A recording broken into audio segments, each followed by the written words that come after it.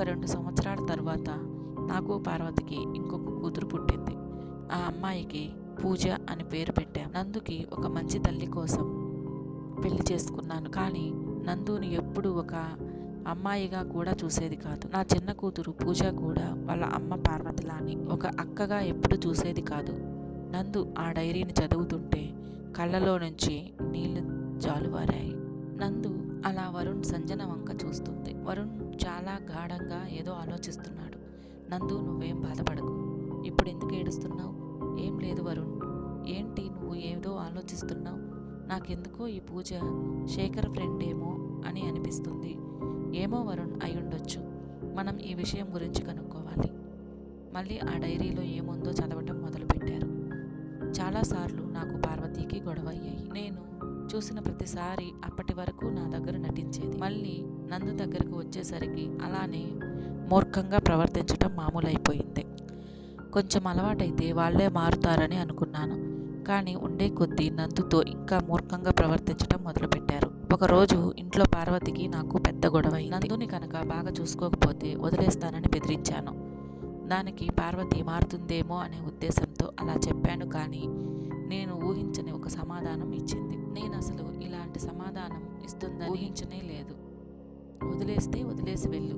నువ్వు సంపాదించిన దానిలో సగం నా పేరు మీద రాసి అప్పుడు ఇద్దరు కలిసి దేనిలో అయినా దూకి చస్తారో ఎక్కడికైనా వెళ్తారో అది మీ ఇష్టం అని చెప్పింది. అప్పుడు తనని అడిగాను, పెళ్లి కాకముందు నా కూతురికి తల్లిగా రావాలి అని అడిగినప్పుడు మరి నువ్వెందుకు ఒప్పుకున్నావని. నేను నీ కూతురికి తల్లిగా వస్తానని పెళ్లి చేసుకున్నాను అని అనుకున్నావా? నీ ఆస్తి చూసి వచ్చాను. ఒక్కసారిగా నాకేం మాట్లాడాలో అర్థం కాలేదు. ఇంకా ఒక క్షణం కూడా అక్కడ ఉండకుండా నందుని తీసుకుని వచ్చేశాను. వాళ్ళకి కనిపించకుండా వేరే ఊరు వెళ్ళిపోయాము. కానీ పార్వతి దగ్గర నుంచి మాత్రం ఫోన్లు ఆగలేదు. ఫోన్ తీసేసి వేరే సిమ్ వాడటం మొదలుపెట్టాను. ఇక అప్పటి నుంచి నాకు ఫోన్ రాలేదు. ఆస్తి కోసం నందుని ఏమైనా చేస్తారేమోనని కంటికి రెప్పలా కాపాడుకుంటూ వచ్చారు. కొన్ని రోజుల తరువాత ఇంకా ఎటువంటి బెదిరింపులు రాకపోవడంతో ఇక వదిలేసింది అని అనుకున్నాను.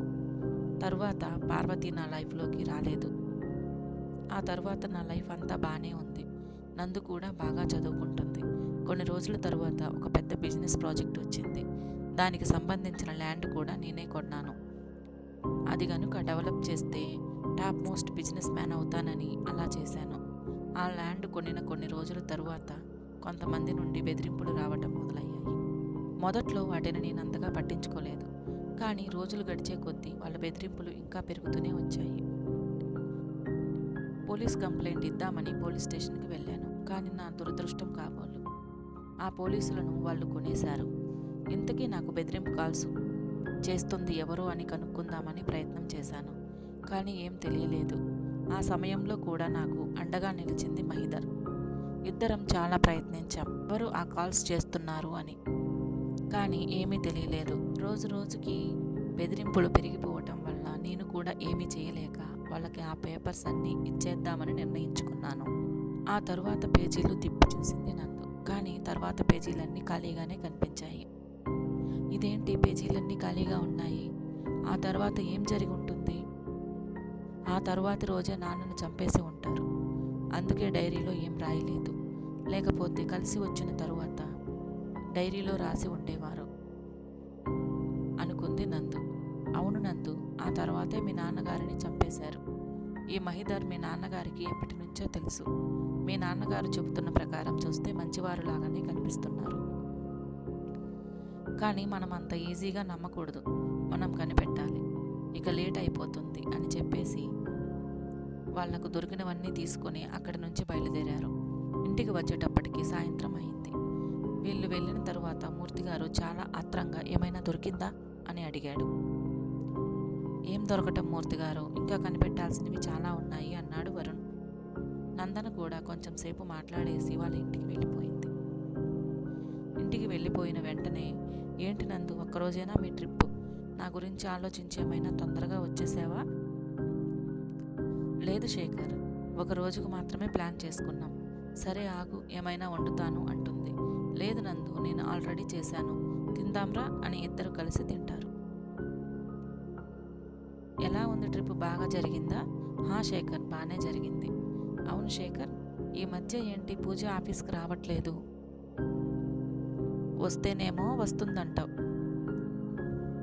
రాకపోతే రాలేదని అడుగుతావు. ఏంటి నందు అలా కాదు, మొదట్లో ఆఫీస్కి వస్తూ ఉండేది కదా, ఇప్పుడు రాకపోయేసరికి అడిగాను. ఒక ఇంపార్టెంట్ మీటింగ్ ఉండటం వల్ల యూఎస్ వెళ్ళింది. కొన్ని రోజుల తర్వాత మళ్ళీ వస్తుంది. అయినా సడన్గా పూజ గురించి నువ్వు ఎందుకు అడిగావు? ఏం లేదు, మా ఫ్రెండ్స్లో ఒకరు కూడా ఆ అమ్మాయి పేరు పూజ, అందుకే పూజ గుర్తొచ్చింది. ఫస్ట్లో వచ్చేది కదా, ఇప్పుడు రావట్లేదు కదా, ఎందుకు అని తెలుసుకుందామని అడిగాను. పూజ వాళ్ళు యూఎస్లో ఉంటారా, లేకపోతే ఇక్కడేనా? పూజ వాళ్ళు అక్కడే ఉంటారు. అప్పుడప్పుడు మీటింగ్స్ ఉంటే వెళ్ళి వస్తూ ఉంటుంది. అవును, వాళ్ళ డాడీ ఏం చేస్తుంటారు?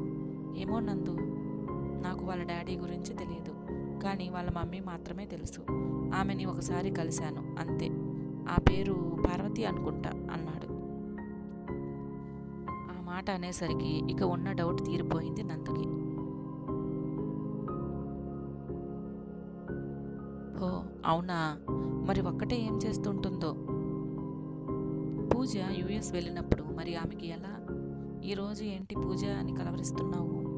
అయినా వాళ్ళ మమ్మీ గురించి నాకు ఎక్కువ తెలియదు, ఆమె పేరు తప్ప. మీ ఇద్దరు బెస్ట్ ఫ్రెండ్స్ అంట కదా, మరి వాళ్ళ మమ్మీ గురించి తెలియదా అని అడుగుతుంది. ఏమో, నేను ఎప్పుడూ అడగలేదు అని కొద్దిసేపటి తర్వాత ఇద్దరు పడుకుండిపోతారు. నందుకి అయితే కన్ఫర్మ్ అయిపోయింది పూజ తన సొంత చెల్లి అని. ఇక తెలుసుకోవాల్సింది ఆ పార్వతి గారి గురించి. అంతలా ఆస్తి కోసం ఆరాటపడే ఆమె కొన్ని రోజుల తర్వాత ఫోన్ చేయటం ఎందుకు మానేసింది? నిజంగానే ఆస్తి మీద ఇంట్రెస్ట్ పోయిందా, లేకపోతే తనే ఇదంతా చేసిందా? మహిధర్ డాడీ వాళ్ళ ఫ్రెండ్, కష్టకాలంలో డాడీకి తోడుగా ఉన్నారు. మరి ఆ ఫైల్ విషయంలో మూర్తి గారిని ఎందుకు కిడ్నాప్ చేసినట్లు? ఇలా రకరకాల ఆలోచనలతో బుర్ర మొత్తం బద్దలైపోతుంది. నందుకి అస్సలు నిద్ర పట్టట్లేదు.